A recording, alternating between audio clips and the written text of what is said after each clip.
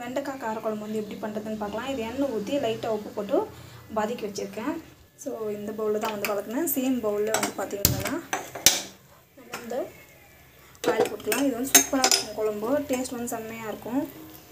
Oil போட்டுக்கலாம். Oil நல்லா காஞ்சி பிறகு நம்ம வந்து பார்த்திங்கன்னா கடுகு, சீரகம், கொஞ்சமாக 4 கடலைப்பருப்பு, பூண்டு, வெங்காயம் நல்லா வந்து வதக்கி வச்சுக்கோங்க.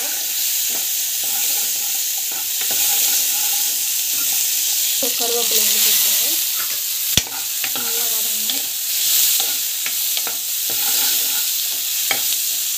ஸோ டமாட்டோ வந்து பியூரி மாதிரி அரைச்சி வச்சுருக்கேன். ஸோ அதை வந்து ஆட் பண்ணிக்கலாம்.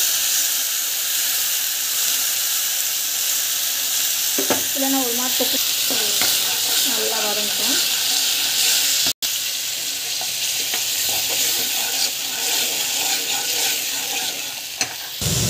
இது நல்லா வெந்துருக்கு. ஸோ வெண்டைக்காய் வந்து ஆட் பண்ணிடுவோம்.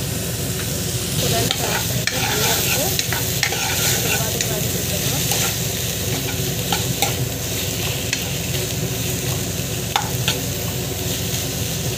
ஸோ மிளகா பொடி வந்து ஆட் பண்ணிக்கலாம். இதிலே வந்து பார்த்திங்கன்னா தனியா பொடி, மஞ்சள் பொடி எல்லாமே இருக்கும். ஆட் பண்ணிவிட்டு மிக்ஸ் பண்ணிட்டு ஒரு வதக்கிட்டு போகும்.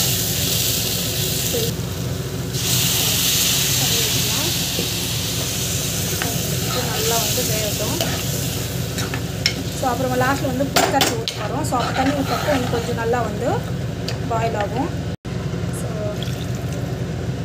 தண்ணி விட்டு ஜஸ்ட் நல்லா வந்து வேகட்டும். கொஞ்ச நேரம் வந்து பார்த்திங்கன்னா அப்படியே வந்து கவர் பண்ணி வச்சுக்கோங்க. வந்து பார்த்திங்கன்னா புளிக்கரைச்சி தண்ணி. ஸோ பார்த்திங்கன்னா நல்லா வந்து கொச்சின்னு இருக்குது. ஸோ இப்போ கொஞ்ச நேரம் வந்து வேகட்டும். அப்படியே வந்து க்ளோஸ் பண்ணி. ஸோ இது வந்து பார்த்திங்கன்னா நல்லா வந்து கொச்சி நல்லா வந்து வெந்துட்டு இருக்குது. ஆல்மோஸ்ட் வந்து நல்லா வெந்துட்டு இருக்குது. இப்போ வந்து பார்த்திங்கன்னா ஸோ நல்லா வந்து வெந்துட்டு இருக்குது. ஸோ இந்த ஸ்டேஜில் நம்ம வந்து பார்த்திங்கன்னா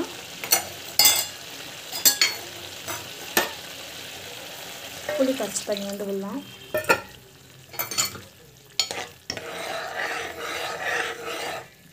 ஸோ நல்லா வந்து கொதிக்கிட்டோம்.